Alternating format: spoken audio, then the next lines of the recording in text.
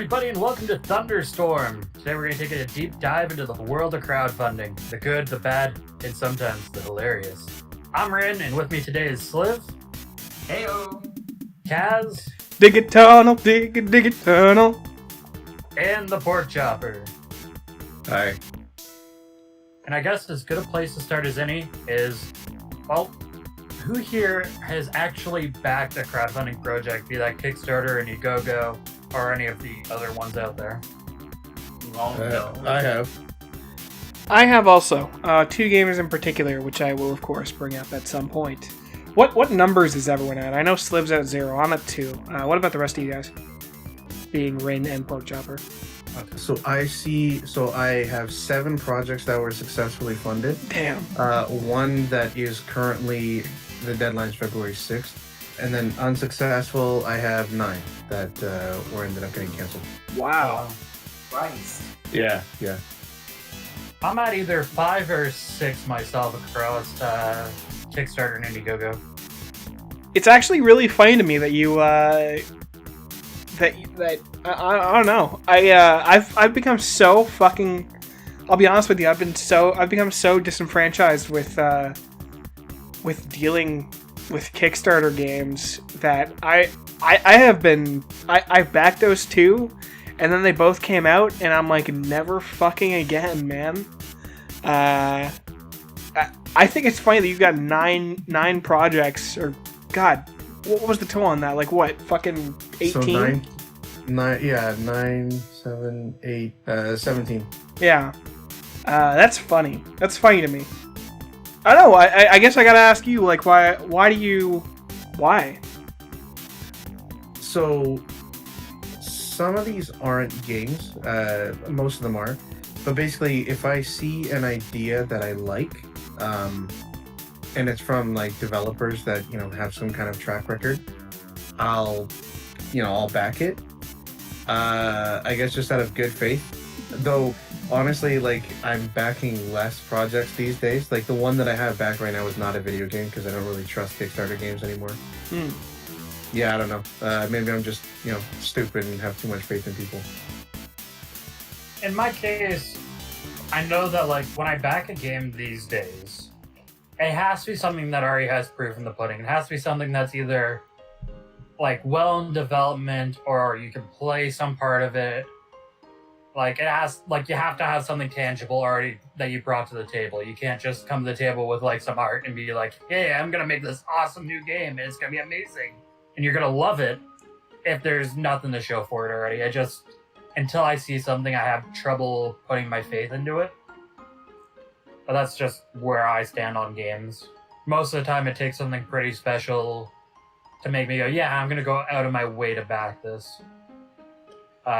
More often it'll be I'll keep an eye on something if I see it on Kickstarter and go, oh yeah, it's kind of cool.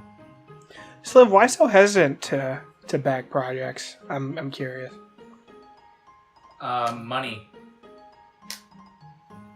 Disposable income, if I'm being honest, and forgetfulness. There's only 2 that I've actually thought of backing, and those being the mess that was Ukulele and Adventure House. And, one of them, disposable income. The other one, I was an hour and a half late. Whoopsie dupsie. Wow. Yeah. Well, I didn't lose out on Ukulele, at least. And haven't heard jack shit about Adventure OS. Fun fact, this is the first time I've heard of it, so... Yeah. The idea with Adventure OS was that it would be a Metroidvania roguelike that would use your computer's architecture as the castle. So .zips would be rooms, or folders would be rooms, song files would be like an enemy type, a RAR would be a chest, and so on. It was a really neat idea. It just I didn't have the money at the time to back it. I get the concept of like, haha, like it's a game that goes through my computer and like makes up files as it goes and like makes dungeons. I guess it's kind of cool. I completely self-catered to your computer experiments. No two copies are alike. Every copy is personalized. Yeah, I don't know. I guess it just kind of makes me nervous. I don't know what else to say about that. You know, I don't want to go into a dungeon based off of the several different porn pictures I downloaded the other day. Porn. Yeah. Oh god, I wonder if they'd show up in game, like the actual images. No, just the NPCs and chests, items, you know. Oh, the chests for sure. I have no doubt. Yeah. Streaming has just gotten incredibly uncomfortable. Yeah. It has an itch.io page now for some reason. Who'd have thunk it'd end up on there? Wouldn't it be funny if it released on there and it just totally flew over your head? No, it has. It's $15. It released a couple years ago. Well, I just haven't Awkward. yet. Yeah, they had their own website, and then they moved over to itch.io hosting the domain instead. Probably because it was cheaper. well, on top of it, Itch doesn't charge any kind of fee to list games on there, and on top of it, like, Itch is the perfect place for something like that. In general, very creative pieces that are a little bit weird like that tend to be right at home on that platform compared to, like, Steam. Well, to be fair, Mr. Krabs overdoses on ketamine is on itch.io. Thank God they And made this. And I've talked about some itch.io games. Yeah, you have. Link at the cards. link in the description. Ha Yeah, ha. the card. The first... Oh god, I can't... I backed them both at the same time, but I believe the first game I backed on Kickstarter was Strafe. And Strafe is, well, it was meant to be a homage to early 2000s first-person shooters, and I thought that was the type of game I really wanted, coming off of my playthrough of Doom 2016. The idea of it was, you know, simple, randomly generated levels, hordes of enemies. You start with 3 weapons, but there are modifications for those weapons that could have completely different effects on the guns. You know, it seems to be like a nice, fun marriage of an FPS and a roguelike and a roguelite, and, you know, something almost like an Isaac with, like, different modifications you can get for your guns on subsequent rounds. The problem is that those modifications were not as diverse as I thought. Health was the most scarce fucking resource, even on easy bitch boy difficulties. And all the glitches I found, you know, months passed, maybe even years passed, and I came back to that game and there were still quite a few glitches that I found on day one still in there. And just overall, like, it, you know, subsequent updates gave it different modes, but no one talks about Strafe. Like, there was nothing, I don't know, nothing really got added to it to raise it above mediocrity for me, or really for anyone. Like, it was just sort of forgotten. But I will say that Strafe has one of the fucking coolest trailers for a video game I think I've ever fucking seen. Absolutely. I don't think I will be able to fucking ever forget the image of little Timmy's brains being fucking exploded onto the walls of this little room in the 1990s. That trailer was fucking sick, and it made me, like, fucking pitch for it instantly. I fucking immediately pulled out my wallet. But yeah, it turns out that, you know, shooters have progressed for a reason. They've become more fun and accessible, and they've taken into account that, you know, maybe being real stingy with the health. Kind of not nice. Kind of very not nice with horde shooters. And, you know, some people are really into that. I never could. You know, call me shit at video games. You know, I don't mean to flex or anything, but I did beat fucking Doom 2016 on Nightmare. Like, I know I'm not shit at first-person shooters, but I just could not fucking deal with the systems in Strafe. But the fun part is, if a procedurally generated FPS with horde shooting and fucking shit tons of enemies sounds fun to you, with several different weapons, with several different augments you can put on them, go play Deep Rock Galactic! It's great! It's got about the same art style, and it's multiplayer. But you can play it solo. It's... You know, the more I played Deep Rock Galactic, which I don't think was a Kickstarter fund. No, it's not. But the more I played Deep Rock Galactic, the more I found that it had almost all the things that I wanted in Strafe in a much prettier and much, just overall much funner package. That game's awesome. Yeah. Fuck Strafe, go play Deep Rock Galactic. I don't know what to tell you. Now, for the three of us that have backed Kickstarter games or Indiegogo games, how often would you say like you've really gotten burned off of your choice to invest in something?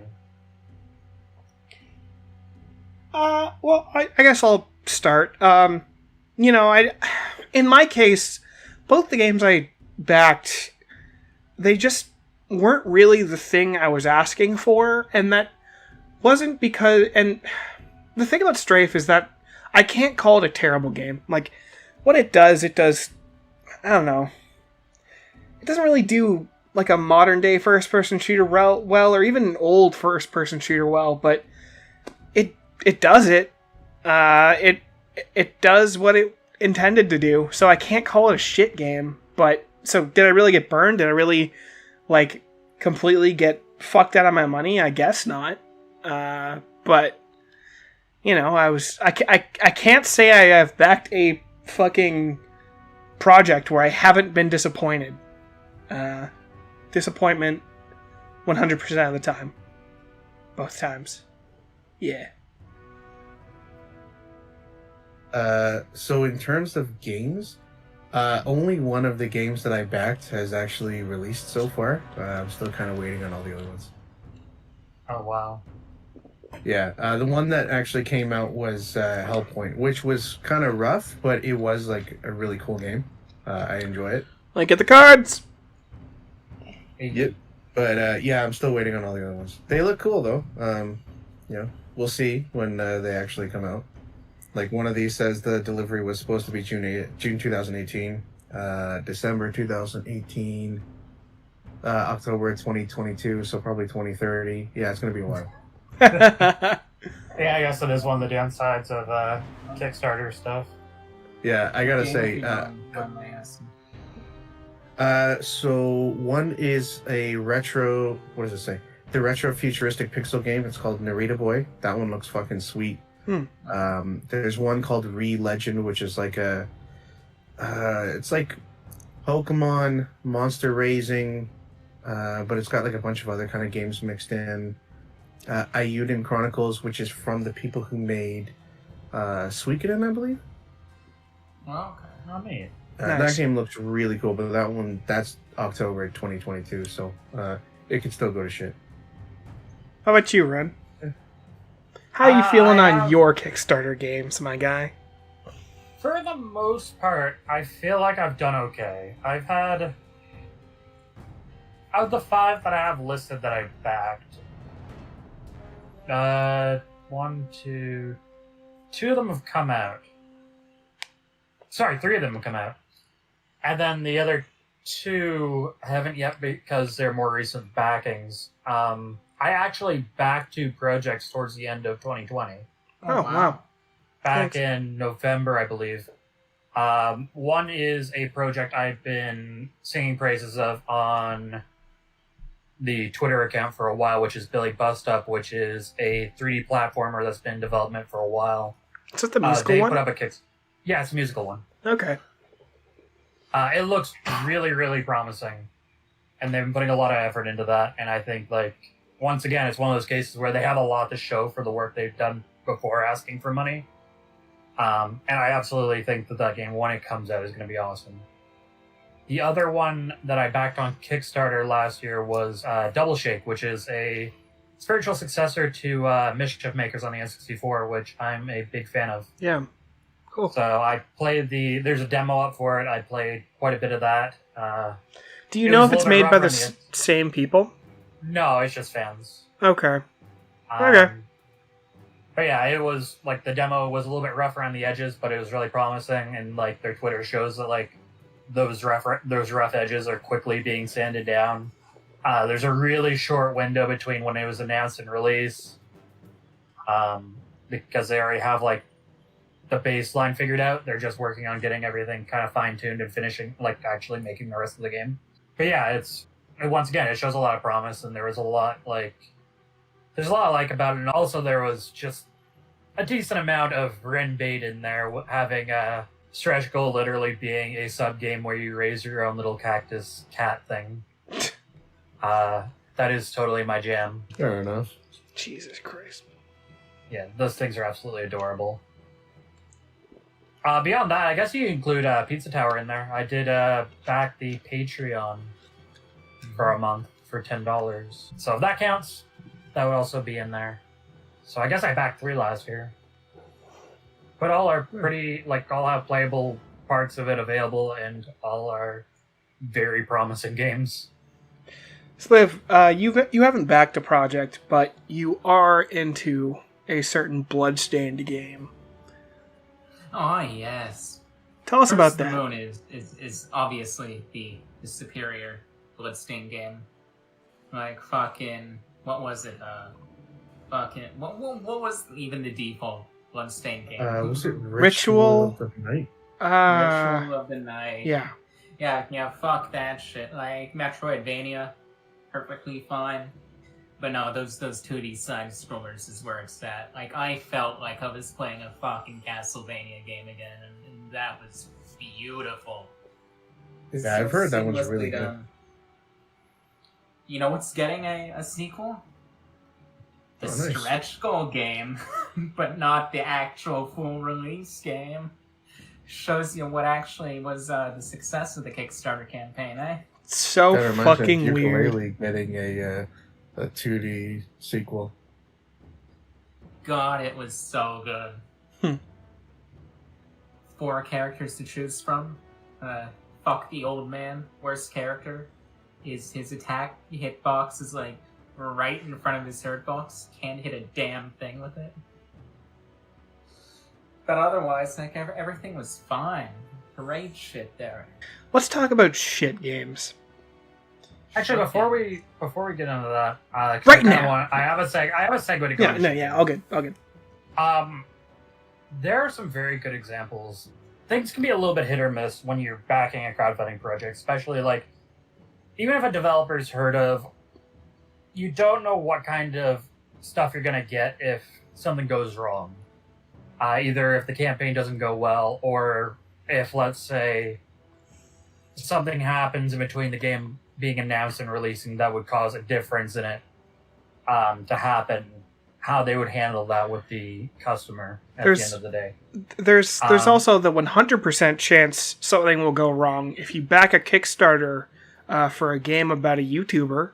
My apologies, Ren, you were saying. Anyway, one good example of a developer going above and beyond was Shantae Half Genie Hero. When I backed that game, they had the whole listing to pick which platform you want the game for. And at the time, I was very much, I need a reason to play my PS Vita. I'm going to get this game for Vita. Bad move on my part. So the PS Vita version got delayed. It was delayed like 6 months after every other version came out.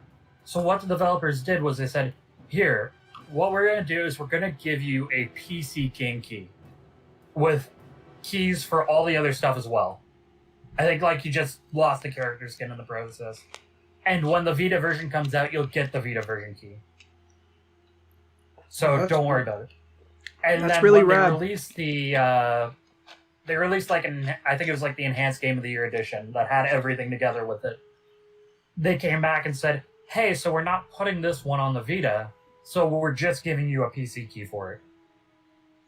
Because we know, like, we're going to give it to you, even though it's not on the platform that you wanted it for.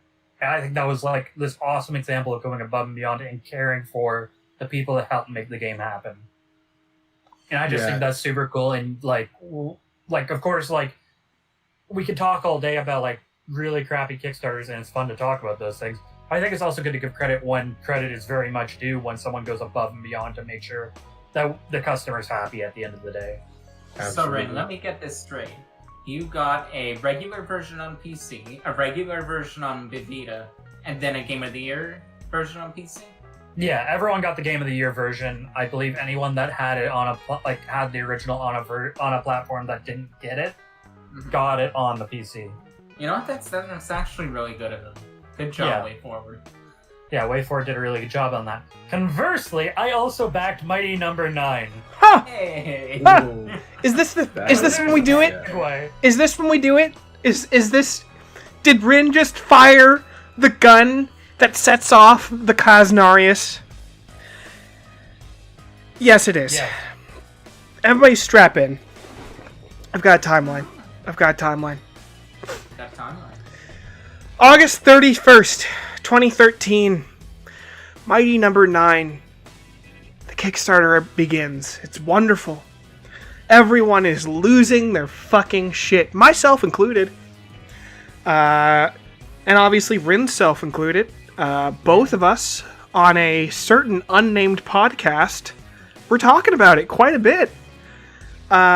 You bought the fucking $100 version of that game. I did. And I was jealous of you. I was legitimately jealous that was not me. Sorry, would you... this is a timeline, but I'd like for anyone to pop in whenever they feel that it involves them. Please. We can I'll pipe in when we get to the Sure. point we're talking about shipping out and everything. Sure. So, the thing about Mighty Number 9 that a lot of people don't talk about is that it's run by Keiji Inafune, and Keiji Inafune runs Concept. Concept is not a game developer. His company makes media franchises. They are a company that makes ideas, and they to his credit, like, Keiji Inafune still has, like, he still got that character creation, he still got that spark. I think when you look at the designs for the enemies of Mighty Number 9, like, you do see a lot of that Mega Man, like, you understand, your brain makes the connection, like, yes, this is Mega Man, this is a clear extension of what we want. The problem is that Concept doesn't make games, so they handed the project off to Intercreates. Now, when they did that, they also brought over the lead game designer.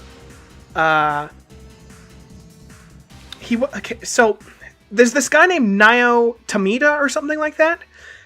He was credited as one of the lead game designers for Mega Man. The thing about Nayo Tamida and Keiji Inafune is Keiji Inafune makes incredible enemy design. Nayo Tamida makes incredible backgrounds and incredible looking stages. None of these fucking guys are level designers. And that's the real issue here. We are expecting a game that is to be the successor to Mega Man without the people that made the levels. And yes, I understand it carries the aesthetic, but when you go back to my old Mega Man video, it's not really the fact that Mega Man, like, looks blue, or, the enemies look dopey, or the levels and everything look great. it's not about that. It's about the fucking platforming. It's about the fucking amazing execution of that level design that makes you want to keep trying. Like, that's the core of Mega Man. And we all sort of blindly put our trust into a man who was essentially just the character designer of it. And Integrates, like, to their credit, like, they weren't entirely, like, out of the picture for Mega Man. Like, they made Mega Man ZX and Zero, I believe, and something else. But that's not, like, again, the core of the old classic Mega Mans that we all wanted. This was at a time period where Capcom was shitting on Mega Man constantly, and to paint this picture, we had project after project after project. We had Legends 3 get canceled. We had Mega Man Universe or something like that get canceled. We had these motherfuckers. I don't know why Capcom did this. Fucking bad box art Mega Man is the most... Like, it's like if you pulled out a pistol and just shot yourself in the dick. Like, this was your fucking flagship character. Why are we making a joke about him? Like you're spitting in the faces of the fans that love this character. Like, that's how I felt anyway. I just never understood it. So of course, like, when we see Keiji Inafune is making a series with the essence of Mega Man, we don't even think. While it's out, we see a character that kind of looks like Man. We gotta get it out there. But we're not thinking about the fact that it doesn't really have the guts of Mega Man, which is... and no one really talked about it, but it was kind of doomed from the start? Like, in that sense? Like, I don't know. So anyway, money rolls in, promises get made, fuck tons of, it's released on Linux and PC, it's released on Wii U, and it's released on the PS4 and the Xbox One, and it's gonna be great. 10 different fucking consoles. This is fucking Concept cashing a check, or writing a check for Integrates to cash, with all these goals. So just keep that in mind. They raised $38 million. That's incredible for the time. What could go wrong? Well, turns out $3.8 million becomes $2.5 million when you factor in PayPal and fucking Kickstarter fees. So budget was cut down fucking immediately, and Keiji Inafune and their stretch goals didn't really account for that in the beginning. So, about a year rolls around. I'm not going to cover a lot of bullshit that happened. You can look up videos about Dina. I don't really think it's worth talking about. I think that the people that kind of shit on her are the problem themselves. But on July 2014, at Anime Expo, Keiji, Mr. Gonna Revive Mega Man, announces a Mighty No. 9 animated series. How about let's fucking focus on the game, guys? Like, this is where I, back when we were in the shit, I was like, fuck, how, why are we putting the cart before the horse? Fuck the animated series, let's get a game out here, guys. What the fuck's going on? But he doesn't just, announce the animated series, he announces that he wants voice acting in the game. Bro, we need $100,000 for that voice acting, my guy. We need that shit. So, let's open another fucking Kickstarter for that $100,000. Well, turns out, they can't make that again. The fans are kind of like, we don't really understand what we're buying here, and we're only going to give you $20,000. Well, that's okay, because they take the fucking funding for their... So, obviously Concept was working with Integrates to make the game. Concept put this site called Fangamer to be the one supplying all the physical stuff, like the magical little USB stick with your fucking game on it. They diverted all the fucking funding from Fangamer to the fucking voice acting. So, Pork Chopper, me and you played Mighty Number 9 for 2 fucking minutes. I remember this story, and I just want you to validate that this happened, but we played this game for 2 minutes at, I believe, some kind of house party you were having. I don't know if it's Halloween or something. And the voice acting at the beginning of the game was so fucking cringy that I turned off this fucking game and played something else. I could not handle it. That definitely happened. It was fucking infuriating, and you know, Keiji Inafune is credited as just being the Mega Man guy, but the last time Mega Man had voice acting was Mega Man 8, and Mega Man 8's voice acting was dog shit. It is some of the worst goddamn voice acting I've ever seen. The last time Mega Man had voice acting, everyone collectively cringed, and all of their fucking balls shriveled up inside their body, okay? The voice acting is that bad, so I don't know why the fuck Keiji Inafune would use voice acting as a fucking ploy for people to buy into this fucking game. But he did it. Okay. October 20, 2014, let's make more DLC for the game. Lol, we need $198,000 fucking dollars. Never actually showed. They were sort of funding it in a weird way. Didn't actually show if they fucking made that. I actually don't have the shipping on this timeline, so if you actually want to hop in... actually, sorry, I'm about to get into this. So, around when... So, another year goes by, April 28th, 2015. Fuck it. This was supposed to be when the day was going to go... when the game was supposed to go out, but we're partnering with Deep Silver. Deep Silver, who's gonna foot the bill for all of our costs with Fangamer. And they're gonna do you one better, because they're actually going to make a physical copy of Mighty Number 9. And that's great, right? Like, this is really what the backers at the beginning wanted. Like, they wanted this game in a physical copy, but when it was originally announced, it's like, yeah, we can't really do physical copy. We gotta put on these shitty little USBs. Can't really do that. We can give you like a fake NES box, but can't really do that. Well, here's Deep Silver, who's like, man, let's get these physical releases rolling.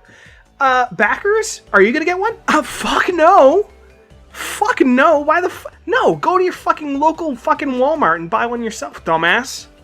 There was no way for backers to upgrade or do anything to get a physical release. Fuck you. That's fun. July 2015. Guys, isn't Mega Man great? But you know what's great? You know what's also great? Does anyone want to know what else is great? Mega Man Legends. Mega Man Legends is the shit, guys. So, Keiji Inafune is just gonna make a new fucking Kickstarter for Red Ash, the Enema hero. He's great. He's here. He's red. Nobody knows what the fuck the trailer is even about. Nobody knows if it's an anime or a video game, what the fuck it is. Because he makes 2 separate Kickstarters for an anime and a video game. Why? What the fuck? And it's basically at this point where everyone does a collective, like, what the fuck is going on? How about we, again, focus on the game that continues to get delayed? Well, Keiji Inafune's essential reason for him, like, making this announcement for Red Ash is that, you know, Intercreates is working on it. You know, his boy, the other game designer, is also at Intercreates working on it. But he's kind of, like, fucking around, not really working on any current projects, so he's got to go out and he's got to hustle a little bit. He's got to make another Mega Man project that everyone's going to fund. Well, the funny thing about that is that Keiji, didn't fucking work on Mega Man Legends. So why the fuck would we trust him with a Mega Man Legends soul successor? I forget what the fuck. Spiritual successor. Why the fuck did he make this? I don't understand. It doesn't make sense. And guess what? Everyone collectively on the internet was like, yeah, you know what? That doesn't make any fucking sense. And, like, nobody fucking supported this thing. Project got shit canned, but lol, actually it didn't, because an outside fucking company funded the whole fucking thing. And it was supposed to come out 2017, but, you know, after Mighty Number 9, concept just kind of went silent. So who the fuck knows? Now I've to this point I have been talking about a lot of things that have sort of been happening behind the scenes, but we're around the release date of Mighty Number 9. May 25th, 2016. It's a magical day. It's a magical day because the worst trailer for a video game ever gets released.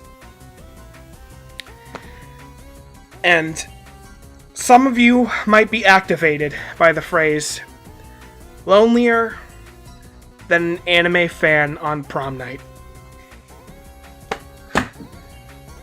What the fuck were they thinking with... Sorry, straw poll, does anyone know what the fuck I'm talking about with this fucking trailer? It was hideous. It was fucking horrifyingly bad. You have an announcer who is saying the most cringy shit on earth.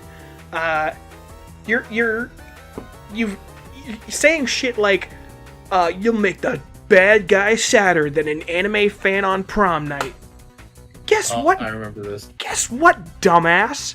People are fucking buying your game for the anime aesthetic. You are literally fucking shitting on the people who are buying your fucking game. What the fuck is wrong with you? Deep Silver, the publisher, just so happens to be run by dipshit, numbskull, dumbfuck assholes who just decided to insult their player base. Like the guys from Inta Creates at this point are just like, what the fuck is this trailer? Like, we didn't okay this trailer. Like, why the fuck would we, like, insult the fans that gave us a fuck ton of money? There's an infamous explosion in the trailer that is slow motion and looks like absolute dog shit. Like something out of the fucking PS1. It looks like someone took a slice of pizza and, like, upped the saturation a bit and, like, badly cut it out for the explosion texture. It is actually incredible how bad it is. At this point, Sonic's Twitter is popping off, and they literally just post a picture of Sonic running away from a bunch of fucking pizza to meme on this shitty fucking trailer. It is fucking great. And the game came out. And, it's mediocre. What else can I say? Again, like I said at the beginning, we got the guys that made the designs for the enemies and the guys that made the backgrounds. And you know what? The concept art looked like Mega Man.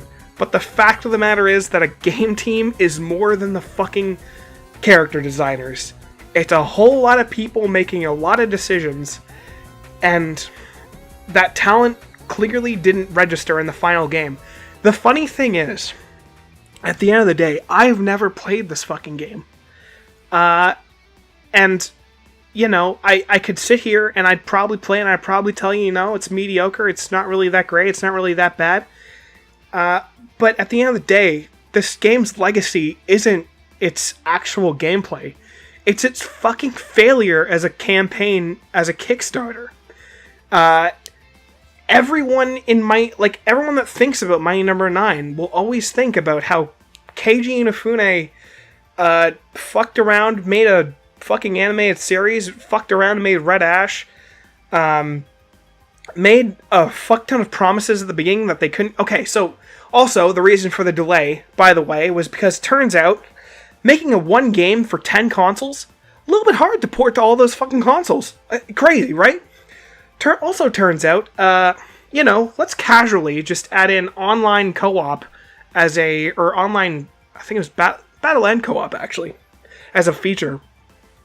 Oopsie daisies. Intercreate just so happens to never have made a game that has online in it. So obviously there were a fucking zillion tons of server issues when it came out. It's the story of a man who wrote a bunch of checks he just couldn't cash. And, like, what the fuck is even going on with Concept now? Literally nothing. You look them up and it's... I think they got bought, I think, by Level 5. Well, they got bought by Level 5. Level 5 Concept they did, now. yeah. But, yeah, it's... I don't know. There's a couple other interesting things. Yeah, no, feel free to chime in. I'm done my rant. So, on top of it, you know how you mentioned that, like, Mighty Number 9 was supposed to be on everything, right? Mm-hmm. So the Wii U port's pretty notoriously bad for Mighty Number 9, to the point it is known for running so badly it can brick the console. Yeah. Oh, is that all? Mighty Number 9 can kill your Wii U. Well... Finally, something the Wii U can do that the Switch can't. It can't fucking die to Mighty Number 9.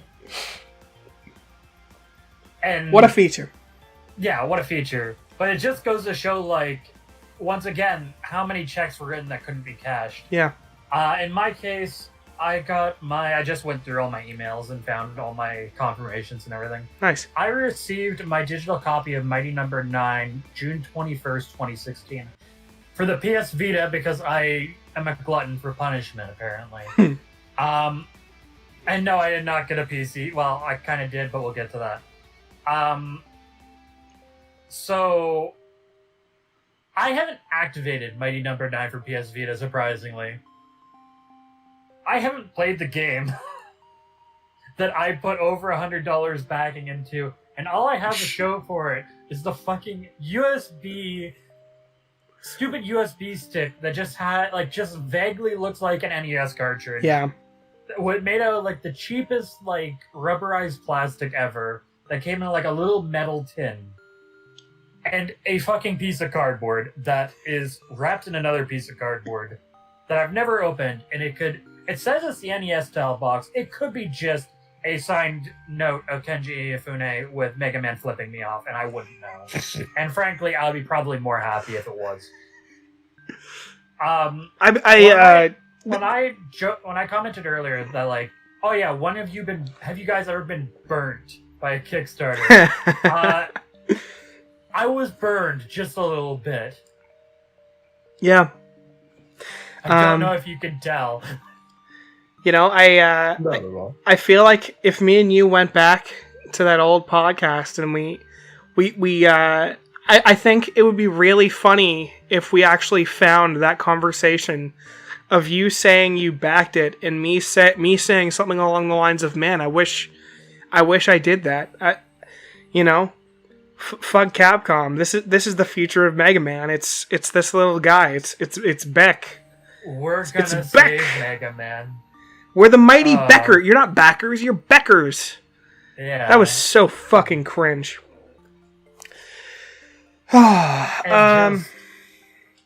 It's just such it is one of, we'll probably get to that shortly. Yeah. One of the greatest examples of a Kickstarter campaign promising the world and just totally falling flat on its face at every single opportunity. And the fun part for those at home, having a fun, if this interests you, there's a lot of shit I just did not cover because the problems with this fucking Kickstarter are fucking numerous. Like, so many things, like top tier backers just not even getting their shit, and Keiji Inafune just being like, sorry guys, lol. Or I believe that actual that fucking NES box that actually came in, it was fucking. It didn't even have color. It was fucking black and white or some shit like that. It's pretty ugly. Also, it took until August 2017 to ship. Yeah, there's that. I completely neglected to talk about that. It's quite the fun rabbit hole. And this is, believe it or not, this isn't the tip of the iceberg. It's like midway through the iceberg, but it's just the shit Kickstarter that keeps on giving. Mighty number 9. Whew. All right, let's talk about something else. The one I'm going to talk about right now is Shovel Knight. Fuck yeah! Yeah. 2014. Fuck yeah! Fucking Shovel Knight released with like 2 expansions Yeah. by the time fucking Mighty Number 9 finished putting out half of their stretch goals. Yeah. Like Shovel Knight came out 2014, base game 2014, and with the base game, and to this day, they're still releasing the stretch goals. Yeah. But And like it's an still entire good. Other game tacked on top. Like I remember picking up Shovel Knight for like $20 after I heard all the good reviews. I'm like, oh, this is a Kickstarter game and this is good. It's like a retro style game, and I haven't played one of those in a long time. Like mind you, it is like 2014, 2015 at this time. The market wasn't oversaturated yet. Mhm. And then bam, Shovel Knight. So good. Fuck. Fun fact about Shovel Knight, it's actually got one of the main composers of Mega Man on a couple of those tracks. Like the classic Mega Man. Nice. It might be more Mega Man than Mighty Number 9. Yeah. I feel like it is in spirit, though. It's Shovel Knight is... It's honestly ingenious what it does with its life system. Yeah, I think Shovel Knight is a pretty good segue from Mighty Number 9 because, like, Shovel Knight is everything Mighty Number 9 wishes it could be. Yeah. And it has so much charm, such great gameplay. It reached all its goals. It went beyond those goals. It got amiibo made of it. I have that Shovel amiibo. Knight, I believe the Shovel Knight characters appear as spirits in Smash Ultimate. It is just so wild how successful that game is. Some people joke now, like, oh man, Shovel Knight, he's in every indie game because he's the indie darling. But, like, there's a reason he's in every indie game, and it's not Mighty Number 9 in every indie game. Yeah, I immediately want to play as Shovel Knight when I see a new indie game with him. It's a They basically set the standard for Kickstarters in a way. It's a fucking character I like from a great game. Of course, it's amazing marketing, obviously, but it's yeah. Count me in. I'll play a Shovel Knight. Put him in any fucking game. I'll try it out. Hell, he's a freaking assist trophy in Smash Ultimate. I almost forgot about that. Yeah. I didn't even know that. Shit. Yeah. In what? Smash Yeah, Ultimate. Shovel Knight. Yeah, Shovel Knight is an assist trophy in Smash Ultimate. Yeah. It is Yeah. wild. Bouncing back to Amiibo, Shovel Knight is one of 3 characters that got a gold Amiibo. One yeah. being Mega Man, one being Mario, and the third being Shovel Knight. Well, the Like, Shovel that's Knight one, I actually think the insane. developers made themselves, right? Like it wasn't an actual amiibo. No, it's No, it's a legit amiibo. released, completely Did legit they release Amiibos. 2? Because I remember the first one, I don't think was an actual amiibo. No, they were all. They're Oh, all wait. Amiibos. Yeah, you could definitely You use it, got a dude. regular Shovel Knight, you got gold-plated Shovel Knight, and then you also got an amiibo for Plague, Spectre, and King. Oh. Oh, and they're really beautiful looking. The Shovel Knight himself is a little rough around the edges, but the 3 other knights are very nice. I Yeah, actually really like them. They're really good figures in general for the knights. The original Shovel Knight amiibo was like right in that mid-range area before Nintendo started really perfecting the way they made their amiibos. Like they released like their first wave of not wave. That's a completely different thing. They released their first tower of amiibos. They got all the like base Smash 4 out there. Mhm. And then they had like Shovel Knight come out somewhere in there, and more like the DLC amiibos after their dies have improved and just the production going back to producing toys, right? Yeah, we were in that in-between era between Derpy Marth and Piss Launcher Piss Link, and- yeah. Piss Icicle Link. Piss Killer Link. Yeah. Yeah. and having some really high, like getting the really high quality figures going. And I think it only got better with time, honestly. Yeah, like some of the original Smash Amiibos, like we're going a little off topic here, are good looking, but the Smash Ultimate ones are like next level. Ivysaur is one of the most beautiful amiibo I've seen. Now back to Kickstarter. Back to Kickstarters. I can segue from one massive cash cow to another. How many here have heard of Star Citizen? Oh fuck this fucking game! Oh my god! Is this Every Pork month, Chopper's I time? see dude, every month I see some bullshit. It's like, oh, this game set the new fucking standard for $350 million or whatever the fuck. I'm so sick and tired of hearing about this game because it doesn't fucking come out. Like, they promise one thing, get all this money, and then they're like, hey, guess what? You're gonna have to keep waiting for the full game because I want to do this now, and then I want to do this and that. Oh, single player campaign, great. Gonna release it as a separate game though. Like, what the fuck, man? Yeah, $375 million Million. for a Kickstarter project. Dude, like, there's $30,000 worth of fucking DLC ships that you can buy for a game that still isn't fully out. It's insanity. And some people Like- are genuinely stupid enough to fucking do it. Well, yeah, because like there was one guy that spent, I think it was it $30,000 or something like that, or $28,000 to buy the highest like pack for the game, and it still didn't include all the ships because there was a few missing. Like, that's a car. That's like a new car. Star Citizen. Seriously, That's a car.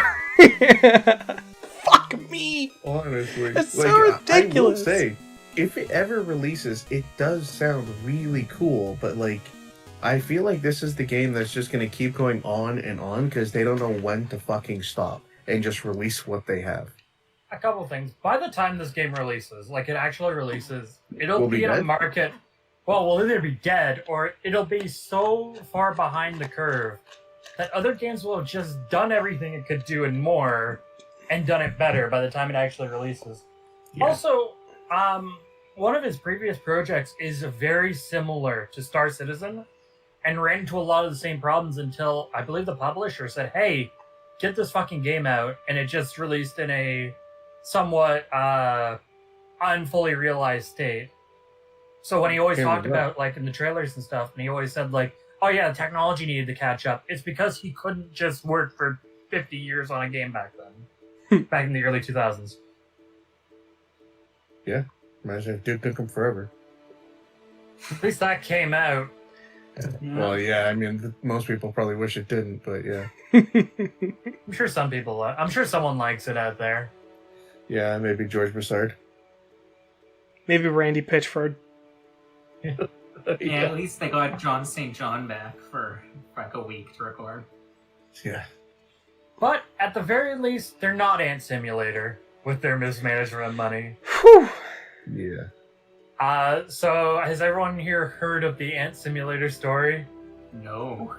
Literally So- was unaware of it until you told me earlier today. The abridged version of the story is the developers were absolute lads, and they blew all of the Kickstarter money on booze and hookers, Nice. and they had to That's awesome. cancel the game because they spent all the money. Wow. Like, it's kind of awesome, honestly. Like, I'm sorry to everyone who got, like, fucked by that, but that is such a good story. Like, yeah, we took Oh, it's- $50,000 from a bunch of nerds online, and then we spent it on blackjack and hookers. Fuck you. I'm gonna make my own Ant Simulator. with blackjack, hookers. Oh, wow. Oh my god. I forgot the Ant Simulator.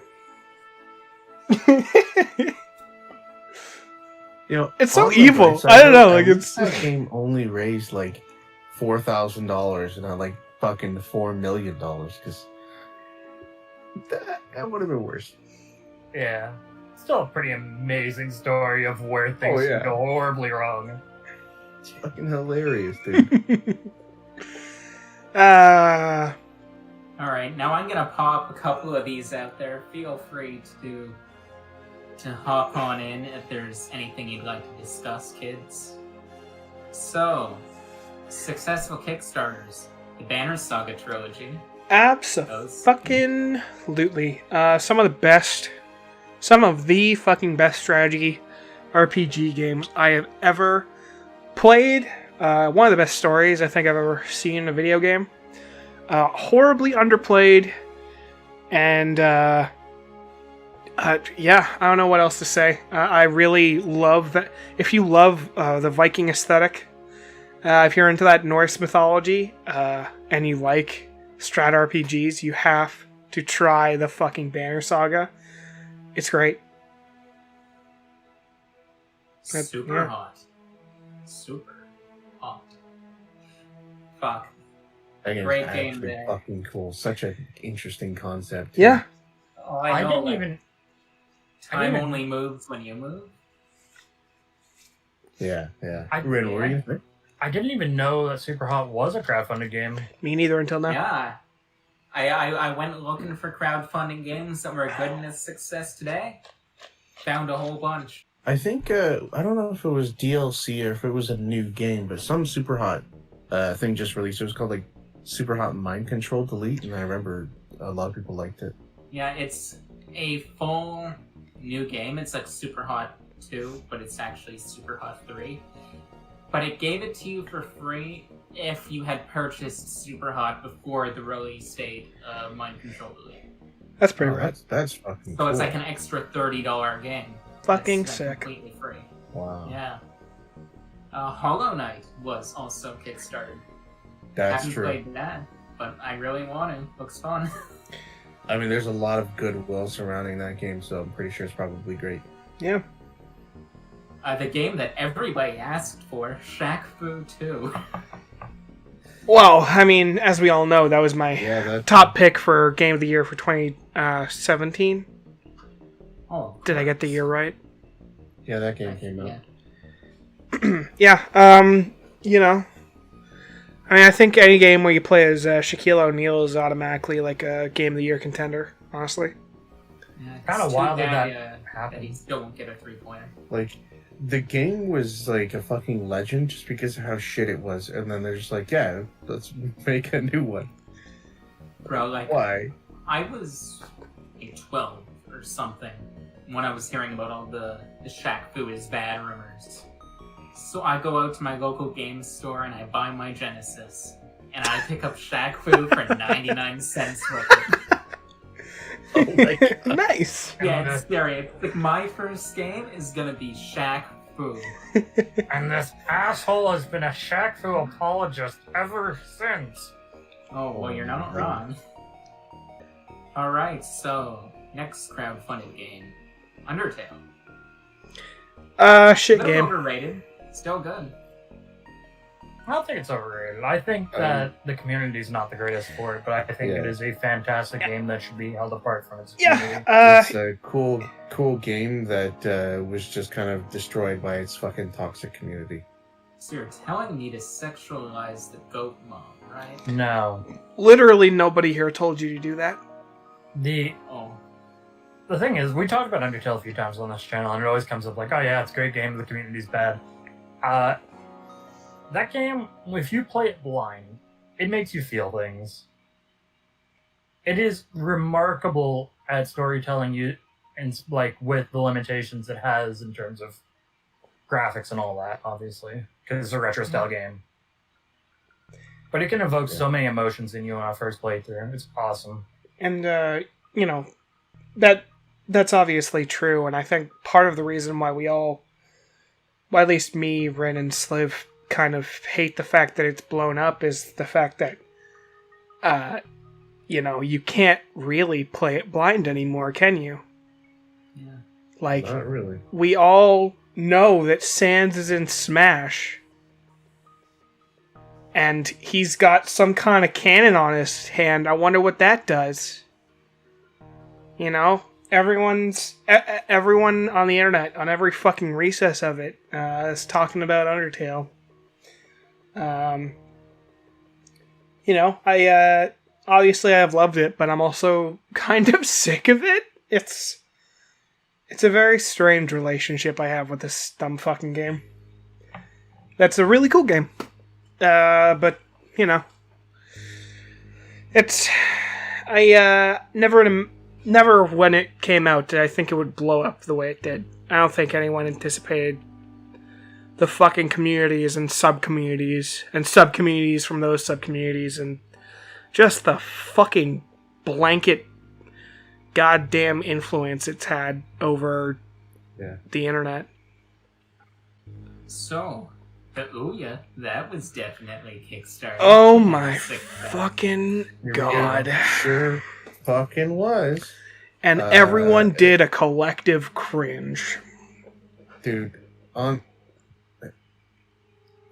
don't even really want to talk about this. No, do it. Let's do it. Let's... No, don't tell me Kickstarted the Ouya. It's 2:52 a.m.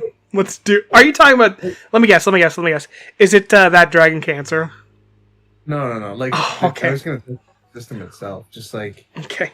What pissed me off about that was I could see from a mile away that this was going to be a fucking failure, right? And everyone that I talked to, and I told them, don't waste your money. You're going to get fucking destroyed on this. Everyone told me that I was a fucking idiot. Who's the idiot now? Huh? Dude, this Android box, it's the future. Piece of shit. Like, every game's going to have a demo. You can modify everything. All this cool bullshit that amounts to fuck all in the real world. Yeah, but at least they had a snazzy marketing campaign. Yeah. That apparently a lot of dumbasses bought into. Dude, I remember when they went to E3, but they didn't want to pay to be part of E3, so they fucking did it in the parking lot across the street. So E3 people fucking got like a big-ass truck or bus or some shit to park in front of them so no one could see them. And they called the cops. It's just hilarious. Like, you don't go to E3 if you don't want to fucking pay for it, and then complain when they fuck you over. Just be like everyone else and just don't go to E3. Yeah. I remember when Razer bought them after they were a failure. I was thinking, like, why are you wasting your money on this shit? It was a mercy.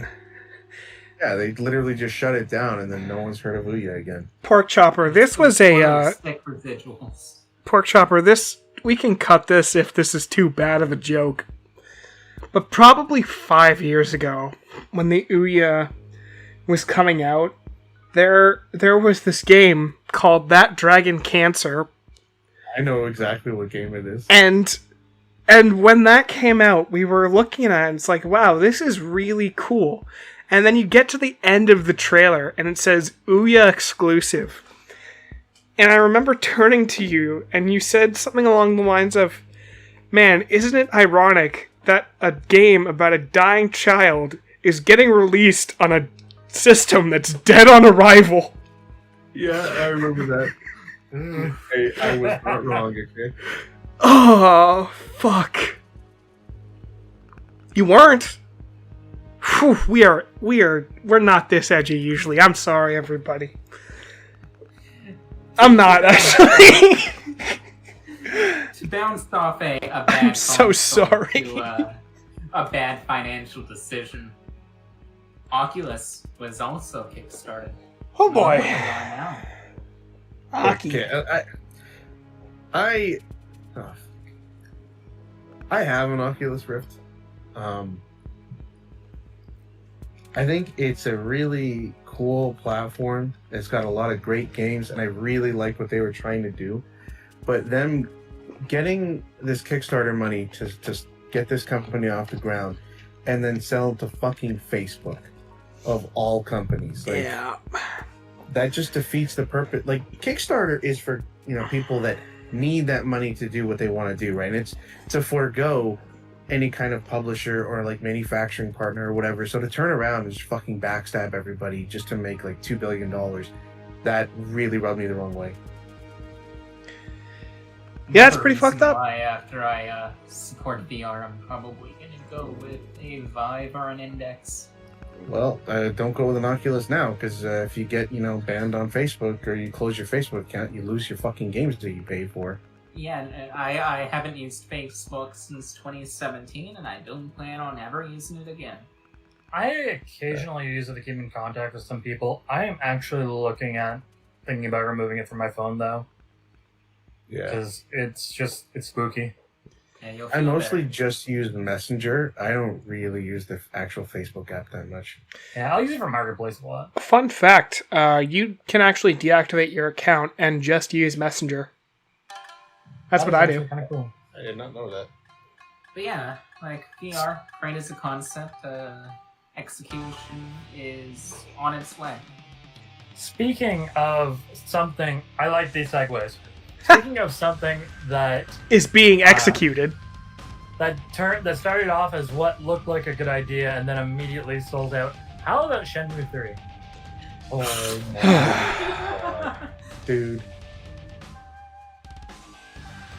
Let's build a game 15 years, probably it was over 15 years at that point, after the fact, on the principles of game design from 1999. We're not going to update anything. In fact, we're going to make it more tedious for the sake of art. And on top of it, we're going to fuck over every single person that wanted this game, that has been waiting for this game for God knows how many years. Because our PC version that's coming to Steam is actually Epic exclusive. Yeah. Wah, wah. Everyone that backed for it being on PC, under the impression it was going to be on Steam, oh no, fuck you, Epic only. No refund, no ability to transfer to another platform if you didn't want to deal with having to deal with the Epic Games Store, which a lot of people don't want to deal with. Because at the bare minimum, they don't want to have another goddamn launcher in their computer, because Lord knows we have enough. Let's move it, we'll break all the promises we made. And then, you know what, a year later, we'll put it on Steam when it's, $20 on sale. The thing about Shenmue is that I entirely understand continuing the story. 2 ends in a way that does not resolve the main conflict. But to bring that story back, and to have those dated fucking awful ideas for a video game, is fucking mind-boggling. It's absolutely fucking asinine to think that this... And I don't know much about the game, but I believe that the guy running it and thinking up the story, he doesn't do anything other than Shenmue. He doesn't make other games, so I of think he, course... left the industry after Shenmue 2. So of Yeah. course his fucking idea of what should be in a video game is stuck in the fucking 2000s.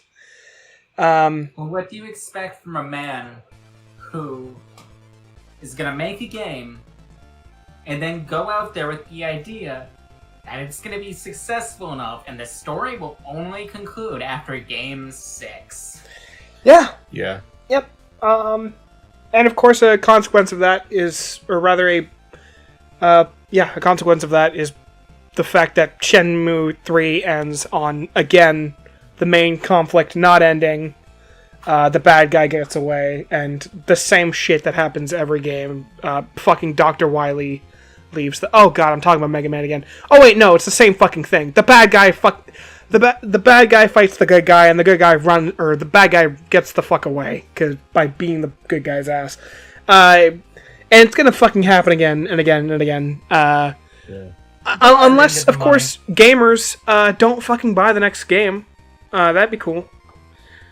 It's a big style over substance issue. Like, look at Shenmue 2, for example. There is a section in that game where you walk for 2 hours in real time because the town is 2 hours away from the port. Now, don't get me wrong, Ridiculous.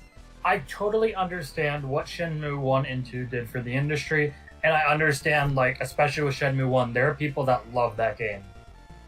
There are some things that should stay on the Dreamcast. Some things that should stay on the original Xbox. Yeah. You know, because we got the evolution of what Shenmue was trying to do. They're not exactly the same, but Yakuza. Yeah. I was actually going to bring that up. Yakuza shows that you can make a good modern game in the Shenmue style, and they just did not do that for the third game. Which you literally have a fucking series. That's basically what people wanted.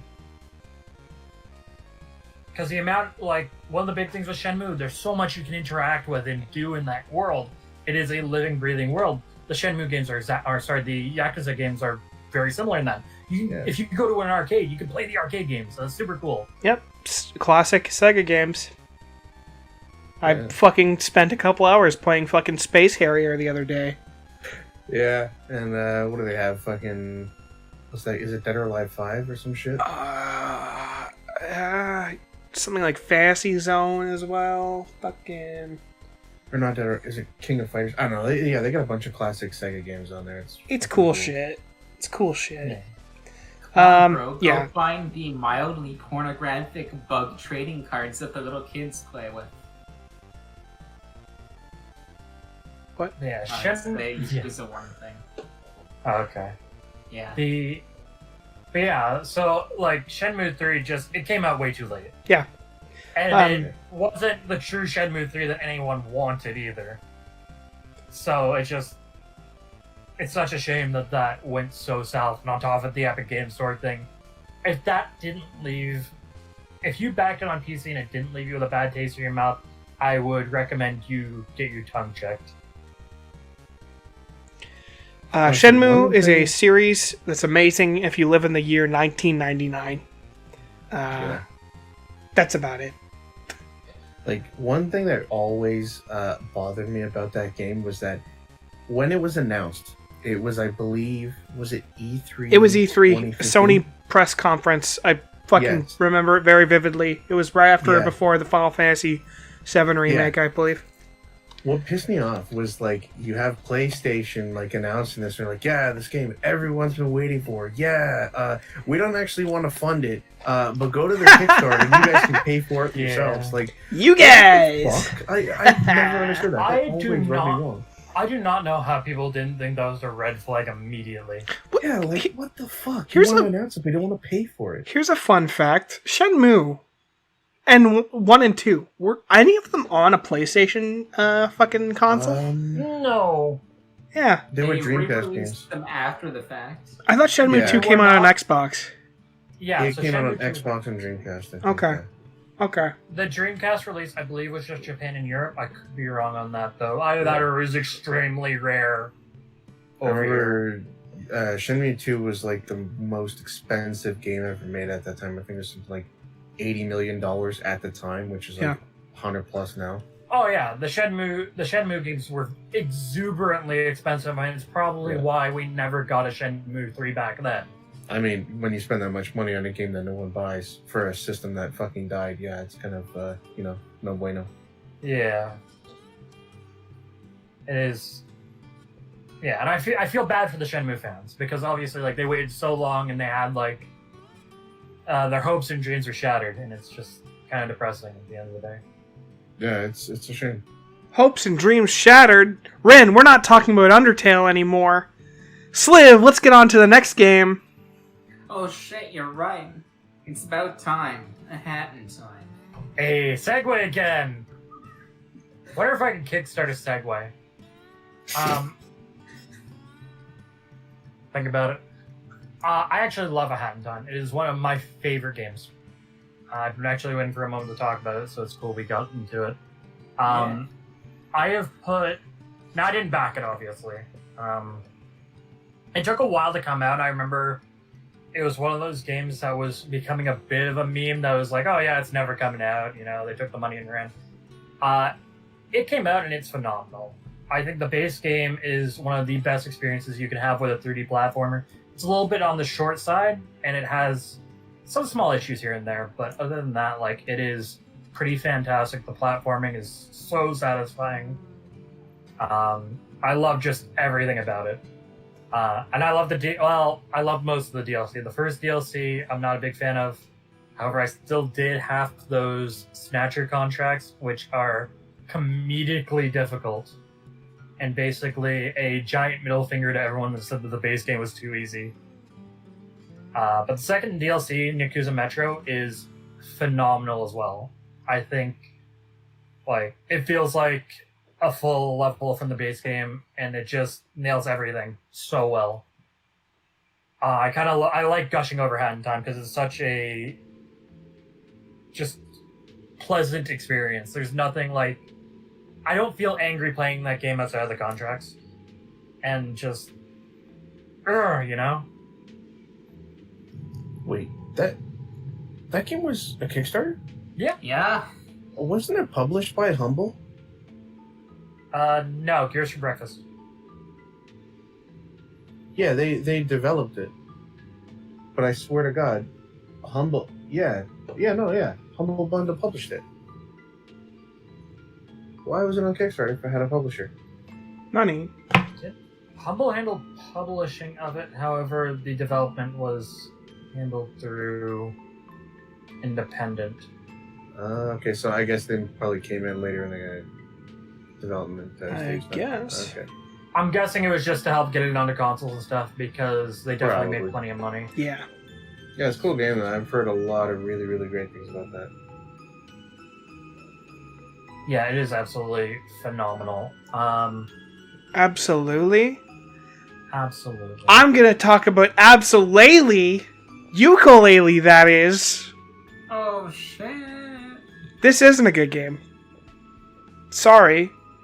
I'm sorry to ruin your great Yeah. day talking about We your went from- great game. We went from a great 3D platformer to a mildly mediocre one. I love Banjo-Kazooie. I love Banjo-Tooie. I see that the team is back. They're making a new Banjo game, basically. It's got the aesthetic. It's got Grant Kirkhope making the fucking music.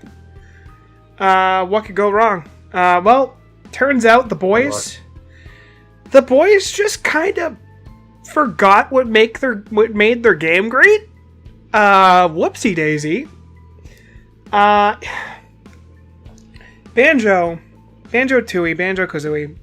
There's a uniformity, and like the levels are relatively big, but there's this level design philosophy where when you find a collectible, it's not just one collectible, unless it's like really important, like a Jiggy or something. When you find like a feather on the ground, it usually is like a breadcrumb trail that leads you to a different path or leads you to something else. The level naturally guides you where to go just by following its collectibles. And it's a really simplistic feeling that you can only really get by playing a Banjo-Kazooie or Tooie game. Ukulele has none of that.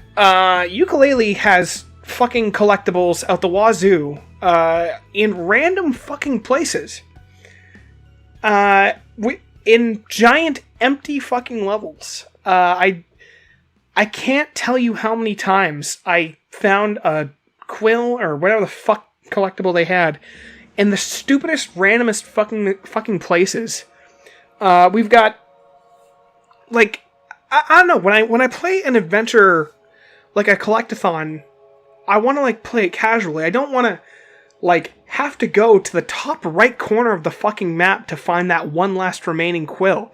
Like, what's the point of putting it there? You know, they just... I don't know, something just didn't click. The bosses are dog shit.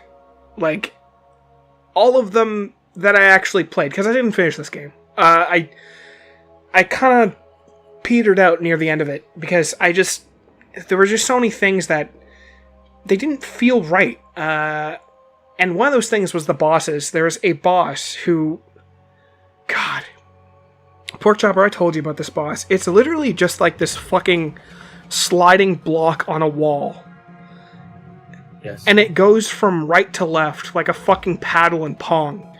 And the whole boss battle is just you taking a fire, like a flamethrower power up, and hosing it and hosing this ice block down with fire till it gets smaller and smaller and faster, and it's just incredibly repetitive. And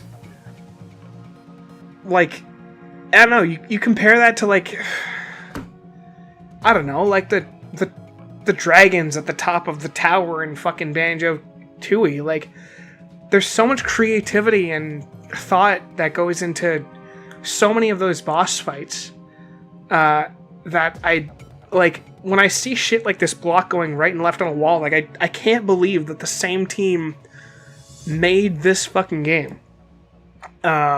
So needless to say, I was pretty pissed with Yooka-Laylee. You know, I really don't feel any urge to play it again. However, they apparently fucking redeemed themselves with their sequel. Go figure. Yeah. Turns out the same team that made Banjo also made Donkey Kong Country, and they remembered what made those games great, as evidenced by the like stunning fucking reviews all across the board. So, you know, the good news is, you know, I don't know. I really hope they try again with the 3D platformers. I mean, it might be a while till they do. Like, I wouldn't blame them if they just made another sequel to their Donkey Kong Country-esque game. But, you know, at least they're not completely shit. I don't know.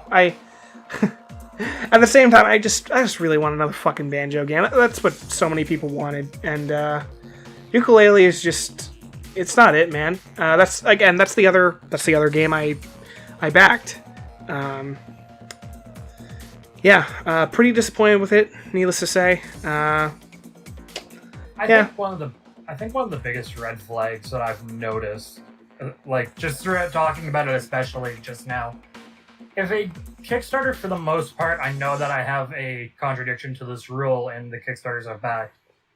In general, if a game's just like, yeah, we're gonna do it exactly like how it was before, and I guess it is different from my comparison, and we're gonna bring back some of the people that were involved in this other game, it's generally a red flag.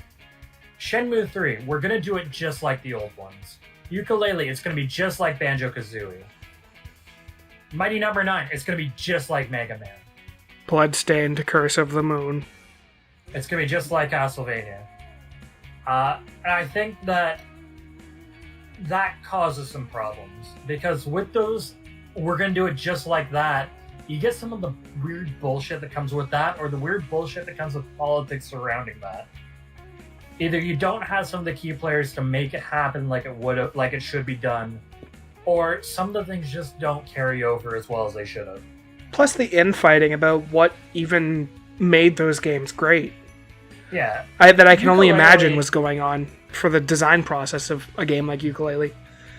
When I see people talk about Yooka-Laylee and I see gameplay of it, it looks like what would be an early 2000s PS2 platformer you get for $20. Yeah. It feels very much like that because it has a lot of the design philosophy of a 3D platformer from that time period, but on a smaller budget, which would just create that, and using those kind of dated design choices. Whereas you have an example like A Hat in Time, and obviously, like, I can't stop singing this game's praises, but it has inspirations very clearly. You know, it very clearly has some inspiration from games like Super Mario Sunshine and stuff, but it's trying to do its own thing at the same time while also being a collectathon. Yeah. And I think that is by far the better way to go about it.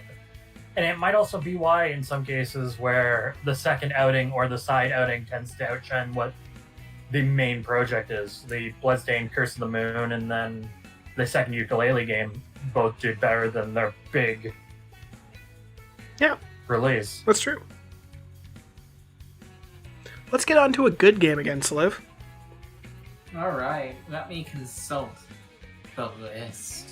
The list. Dun, dun, dun. The list. Alright, I have FTL down on my list. Yeah, sure. I didn't even know FTL was a Kickstarter project. I was Holy about to shit. say, I didn't know that. We've had a few Yeah. of these where we just don't know. We just, like, at the end of the day, sometimes it's hard to tell because, you know, Kickstarter games, there's a lot of them now. Yeah, like, Yeah. FTL came out during the heyday of indie games becoming big. It came out in between, like, Super Meat Boy, Limbo, Bastion, the one where he plays the chunky little dude, Castle Crashers. All of those came out at, like, the same time. And it felt like FTL was just like a little indie game. But no, apparently it was a Kickstarter game. Infinite replayability, though. Like, holy shit, I put hours into that. I really like FTL, but I'm really shit at FTL. Same. Yeah. I've not once beaten FTL. Yep. Sounds about right. But I put hours into it. Yeah. At least 8 of them. Yeah, FTL's a really interesting example because it's just one of those things that, you know, a publisher would never pick up an FTL. No, never. Oh, yeah. One of the big benefits of something like Kickstarter is you have that benefit that you aren't tied to a publisher. You don't have to subscribe to whatever rhetoric your company has decided that you're going to have.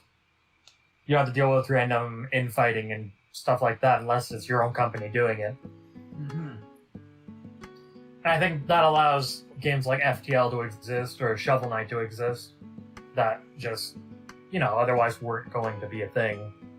And they end up being amazing because sometimes innovation comes from the limitations of a lower budget or from just being free to do what you want. And sometimes that creativity pays off big time.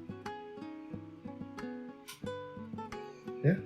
Sometimes Yeah. it doesn't, sometimes it does. Yeah, like in Octodad 2, it didn't really pay off. Another Kickstarter game right there. Segue. Yeah. Hey. Oh god. Yeah, I think the formula ran its course with Octodad 1. Like, it was a meme game to begin with. I don't know why Yeah. it did a sequel. It A didn't. sequel to a free meme game.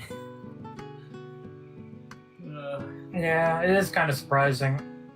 Also, I can segue from Octodad Oh, God. to a game Octodad's actually in, which recently completed its funding, Framemakers. It is a 2D Smash Brothers clone built based off of the design for Super Smash Flash 2.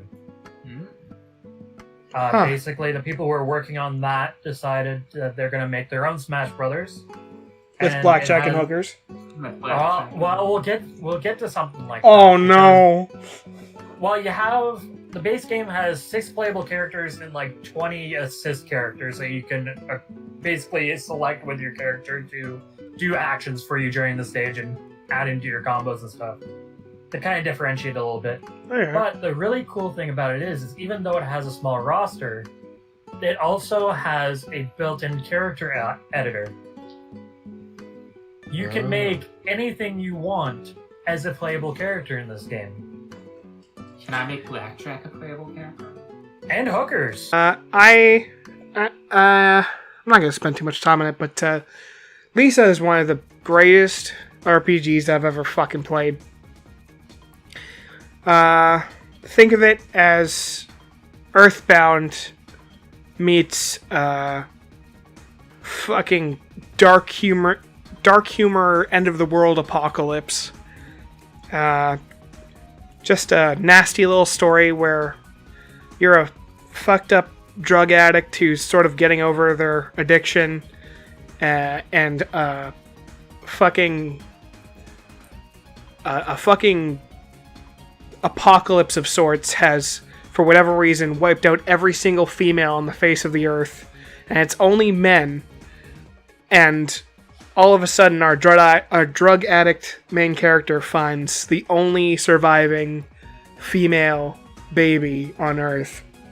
And obviously, it's a whole story about how he wants to raise this kid and, you know, how his past comes to haunt him. And there's also a lot of just weird fucking shit happening. It's got a relatively fun combat system, and I don't know. It just it kind of stays with you. I think it is a lot like Earthbound, well, it's obviously like Earthbound. It's a lot like Undertale too. It came out before Undertale, but it's a game that just makes you feel. And whereas Undertale, I'd say those are usually feelings of I don't know, comfort and comfiness. Lisa just kind of makes you feel strange and I don't know, almost scared at points. Uncomfortable. Just very uncomfortable. Yeah, exactly. It's the anti-Undertale almost. It's a really fun game. Its only creator, its one developer is a huge wrestling fan, so tons of silly references to wrestling. The Shockmaster is a fucking party member, and that is awesome. Lisa is great. Nobody ever talks about it. It came around the time of Undertale, and it did not have that impact it did. I'm looking at it right now, December 2014. I never even heard of it. Yeah, it's really good. No, yeah. There's not much else to say. Yeah, I've said everything I can. It's fucking bizarre. It's Lisa, and it's great. I think it's kind of incredible that while some of us will say like, oh man, I'm not going to back a Kickstarter, I'm not really willing to take that risk with the amount of bad stuff that's happened. It's kind of interesting that some of our most favorite games have actually come from crowdfunding projects. Absolutely. I think that is actually really awesome, and it shows that in spite of all the bad, there is some good in all of this. And sometimes it is worth backing that risky project. Yeah, I just wish that it wasn't such like a needle in the haystack, you know? Like, it's a really great idea to have crowdfunding. It's just a shame that it gets abused, you know? Like, that's really fucked up. Yeah. Like, man, I remember this one game, I think it was called Tango Down or some shit like that. And in the trailer for it, they basically talk shit about the first-person shooter market. They were like, yeah, we're bringing back, you know, tactical games like Rainbow Six and all this shit. It's going to be fucking awesome. And when it came out, the game was, like, fucking horrible. After all this shit they talked, like, there's just too many examples of that. And that's why I just don't really trust it. Yeah, and that is a shame. Yeah. Yeah. That said, it's always good to maintain hope, and whenever something good pops up to, you know, at least keep an eye on it. There are some interesting ones I'm keeping an eye on. At the very least, keeping an eye on some of it is actually a really good idea. Kickstarter, if nothing else, is a good idea, like a good place to get an idea of what you might be playing shortly, like in the next 6 months to 50 years, apparently. We're all clowning on it, but when fucking Star Citizen comes out, you're all gonna be fucking shitting your pants when I roll out with my $50,000 big dick donger battleship Galactica dildo fucking shaped amazing silicone non-stop fuck you all day in the asshole ship that I had to get another mortgage on my house to afford with. I sold my car and have 1/30th of the way to affording all the ships in Star Citizen. Star Citizen, you can buy a car with it. Alright, everybody. I think it's about time we call it. If you have any Kickstarters that you've backed or are looking into, if you got good experiences or bad experiences, let us know in the comments. We'd love to hear from you. And it's time to wrap it up and say goodbye. I'm Rin, and with me has been... It's been Sliv, of course. I was waiting as well as I was waiting for him to say Sliv, honestly. But hi, I'm Kaznarius. I apparently go on giant rants about shit I don't like, and it's been fun. And I'm the Pork Jumper. I back way too many fucking projects. Yeah, you and do. and I have a problem. And I have a problem with backing anything that has a cactus in it. And we are getting out of here. Later, guys. Remember to follow us on Twitter at THNDR Club. And follow us on Twitch at twitch.tv/Thunderclub. We stream a couple times a week or a month or whenever we feel like it, really. Thanks for watching. Bye, everyone. Bye.